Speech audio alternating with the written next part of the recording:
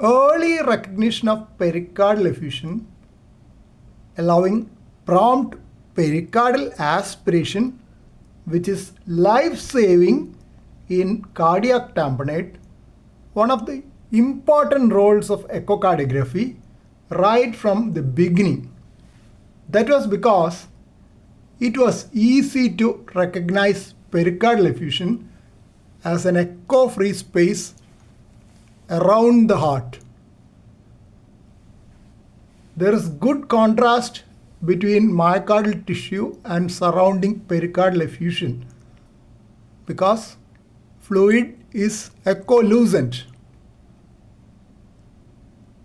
Even before other roles for echocardiography like assessment of myocardial function, valvular heart disease, everything was established, detection of pericardial effusion was taken care of. This shows pericardial effusion all around the heart, and in a live image you can detect evidence of pericardial tamponade in echocardiography. When the pericardial pressure rises, right-sided chambers, right ventricle and right atrium, which have thinner walls and lesser intracavitary pressure, collapse in diastole. This causes impedance of diastolic filling of the right atrium and right ventricle. In systole, when the heart contracts, there is more space within the pericardial cavity, and this goes back to previous position.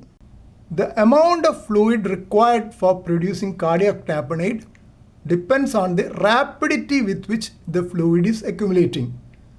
In an acute tamponade, like due to trauma causing hemopericardium, it can rapidly cause cardiac tamponade even in a short period of time with as little as 50 to 100 ml of pericardial fluid.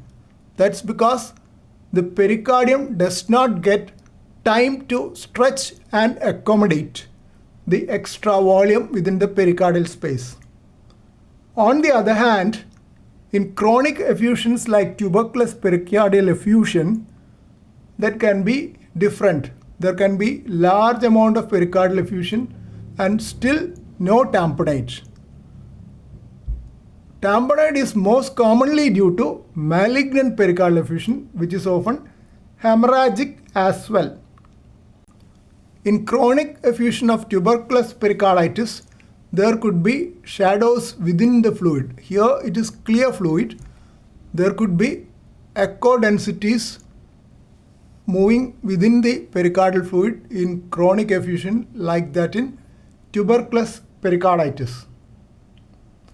They are due to exudates getting organized within the pericardial space.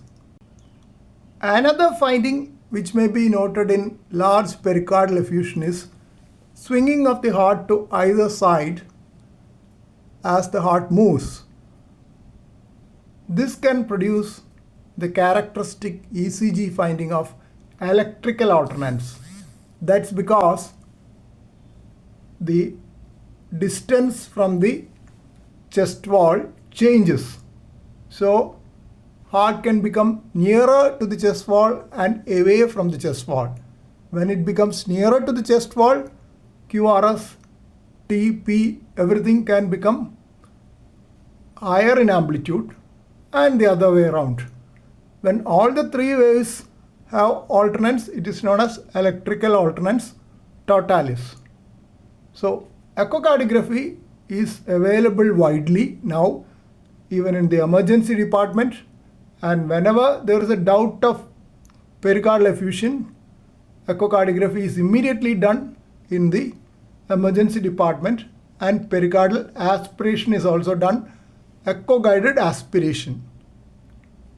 So it's very useful in the management of emergencies, especially in a doubtful case where there is hypotension and you are not sure whether it is pericardial effusion or some other cause.